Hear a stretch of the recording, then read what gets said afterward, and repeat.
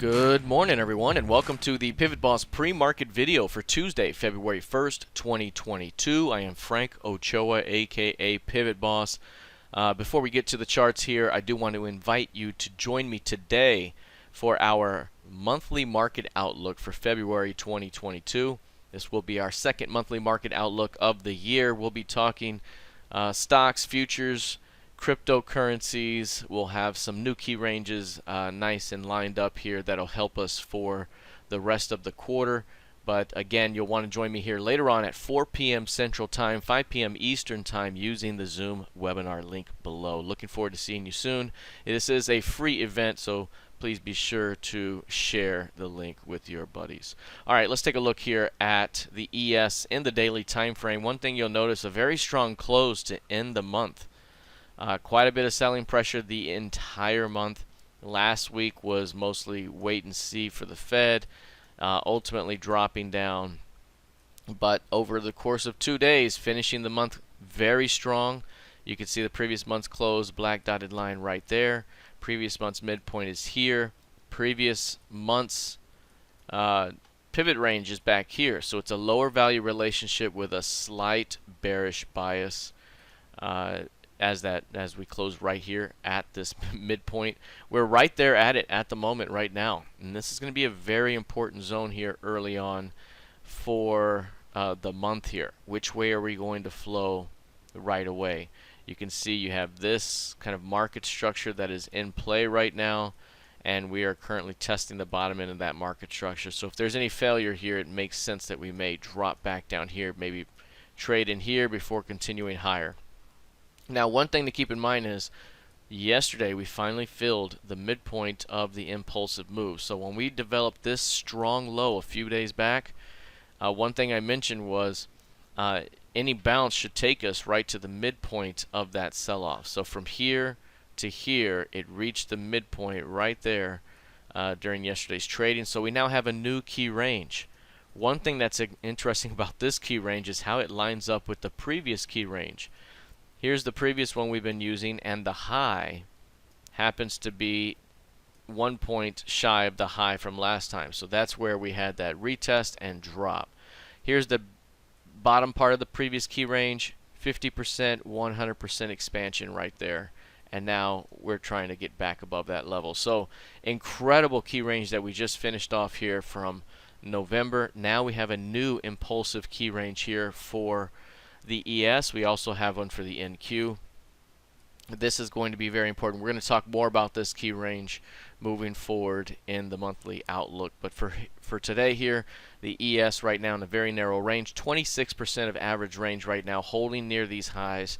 Very similar to how we entered the day yesterday, and ultimately price pushed up. So it wouldn't surprise me if we continue to push higher here, especially given the fact that we are above the previous week's high. A failure to hold the overnight lows here, 44.75 or so in the ES, could open up a rotation back down on an intraday basis.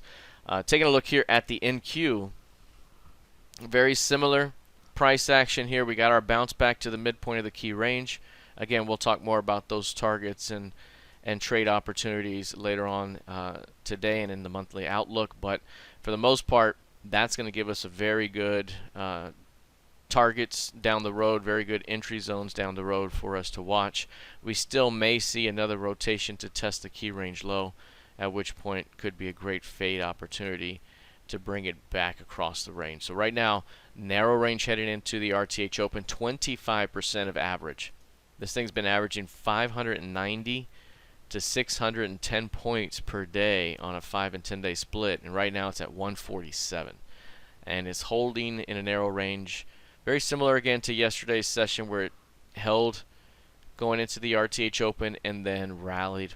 The same could happen here. Any failure to hold 14,800 could open up a short-term rotation back down, but any pullback could be an opportunity to continue this thing higher. So right now, very good 2-day rally here. We'll see how we begin the month of February. All right, let's take a look now at crude oil. Now, crude oil, very, very bullish. Again, the thing about an inflationary environment is that the commodities like crude tend to go high. to the sky here, and we are already in the 88 territory for the last week of trading. And we haven't seen those prices in a long time. You can see the trend has been very bullish here overall. But we're now hanging out near kind of this upper end of the range here. And we have the higher value relationship that has now come into play for the new month. So if we see some weakness here to begin the month, 1 day, 2 days, or 3 perhaps, which we haven't really seen, other than this 3-day split right here. If we get one little pullback here, it could provide an opportunity to buy the dip inside the pivot range here for a continuation higher. We have a couple of upside targets still to reach here. 96 is the next upside target here, based off of the key range that we drew up from back here. The upside break took us right to the 50% extension. The next one's here. So again, if we pull back into this pivot range, it could provide an opportunity to push this thing toward that last target. All right, let's take a look now at Bitcoin. Bitcoin here making a move right now. Not bad. We mentioned before that it's coming into the bearish PEMA trigger zone. You also have a lower value relationship with the pivot range with a confirming bias. So any push higher to begin a month is usually going to be seen as an opportunity to sell it for another round of new lows. So we will see how that plays out here as Bitcoin tests the pivot range for the first time this month and is kind of pulling back below the bottom of that pivot range already. Again, this thing could come as high as 40,000, hit that pivot range nice and proper, and then see another round of weakness. This is also the decision point for the month. If we can close the month above 40K, we might be done and maybe headed higher back toward 45 and perhaps beyond. So right now, again, watching to see how this plays out. But in the near term here, everything's still suggesting strength, but you have the longer medium-term trend in play right now, and this is the zone, the pivot range here, the PEMA trigger zone here, where bears would tend to look to reject and return to new lows. So this is a very important zone here to watch ahead for Bitcoin. If you look at Ethereum, similar, but Ethereum much stronger. We've noted the difference here. While Ethereum's gaining, 4%, Bitcoin's usually down 1%. Right now, Ethereum's up, Ether futures up 4.25%, and Bitcoin up just 1.18%. So a big difference again as Ethereum lifting off the last 3 days, been very, very strong.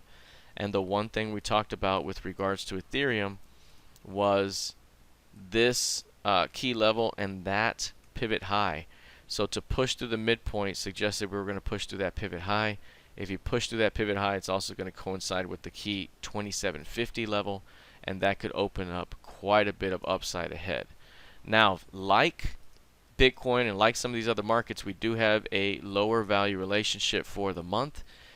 We do have a downward bearish PEMA trigger zone. All of these are bearish, so until price can push and close above this level for the month, which is basically about 30.15 or so, that's the level right there that's going to confirm a break of this downtrend and push this thing higher. So over here, for example, here's the midpoint of the previous month. It opens the month, pushes through it, holds it, and then that changes the bias. That's the level for the month. As of right now, we could still rally into this pivot range and into this PEMA trigger zone like this and see another rotation down. So doing well, but still in a zone where it could get hit here pretty soon. If it can't stay above 2750, that could be the first indication. All right, that is it for now. We'll see how this plays out the rest of the session. Looking forward to seeing you in the monthly market outlook later on this afternoon at 4 o'clock p.m. Central. Use the Zoom webinar link below.